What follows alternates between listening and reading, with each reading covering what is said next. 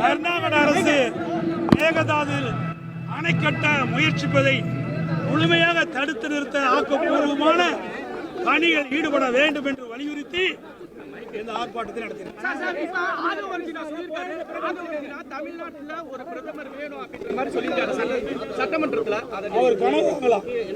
அவர் கனவு தான் 100 நாள் ஆட்சி எப்படி இருக்குது? இப்ப 100 நாள் நடந்திருக்கு. 100 நாள் எப்படி போயிட்டு இருக்கு?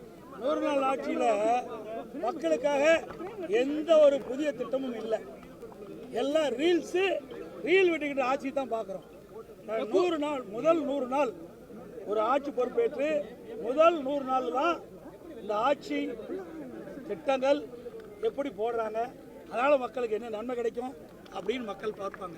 ஆனால் இந்த 100 நாட்களில் இவர்கள் ஆட்சி பொறுப்பேற்றிருந்து விவசாயிகள் போராட்டம், அரசு ஊழியர்கள் போராட்டம், செவிலியர்கள் போராட்டம், மருத்துவர்கள் போராட்டம் அப்படின்னு போராட்டத்தை தான் பார்த்துக்கிட்டு இருக்குமா ஒழிய இந்த ஆட்சியில மக்களுக்கான திட்டங்கள் எதுவுமே பார்க்க முடியல. இதுதான் இந்த ஆட்சியுடைய நிலை. அது மட்டும் இல்ல, இன்னைக்கு பட்ஜெட்லயும் சரி, வேளாண் பட்ஜெட்டிலும் சரி, ஏற்கனவே இருக்கிற திட்டங்களுக்கு பெயரை மாற்றி வெற்றி வெற்றி என்று பெயர் சொன்னாங்க பாரு.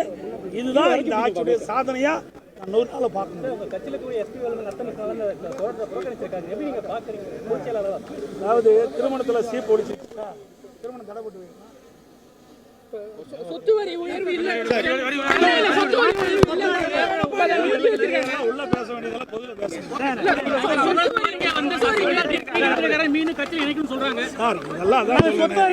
இது வந்து இன்றைக்கு கூட்டம் வேற, அதை பத்தி கேளுங்க. இதுதாங்க ஆரம்பம். இன்னும் பாருங்க எவ்வளவு வரி உயர்த்த போறாங்க. இந்த அரசாங்கம் அமைத்த பிறகு சொத்து வரி உயர்த்திட்டாங்க. இனி எந்தெந்த வரியெல்லாம் உயர்த்துவாங்கன்னு பொறுத்திருந்து பாருங்க. ஏன்னா கடன் அதிகமாயிட்டது. இந்த பட்ஜெட்டில் இதுக்கு முழுமையான விளக்கம் இந்த அரசாங்கத்தில் அளிக்க முடியல. இன்றைக்கு அரசு ஊழியர்களுக்கு ஏற்கனவே இருந்த திமுக அரசாங்கம் இடைக்கால பட்ஜெட் போடும்போது அந்த அரசு ஊழியர்களுக்கு ஓய்வு திட்டம் அந்த நிதி ஒதுக்கீடு செஞ்சாங்க. இந்த அரசாங்கத்தில் இவருடைய புதிய அரசாங்கம், இந்த தமிழக வெற்றி கழக அரசாங்கத்தில் அந்த நிதிநிலை அறிக்கையில், திருத்தப்பட்ட நிதிநிலை அறிக்கையில் இந்த அரசு ஊழியர்களுக்கு ஓய்வூதிய நிதி ஒதுக்கப்படல. இது மாதிரி பல பிரச்சனை.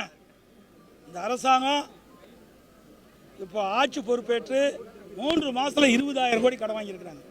17,000 கோடி வருவாய் செலவு. அப்படின்னா இந்த அரசாங்கம் எப்படி செயல்படுறது நீங்களே எண்ணி பாருங்க.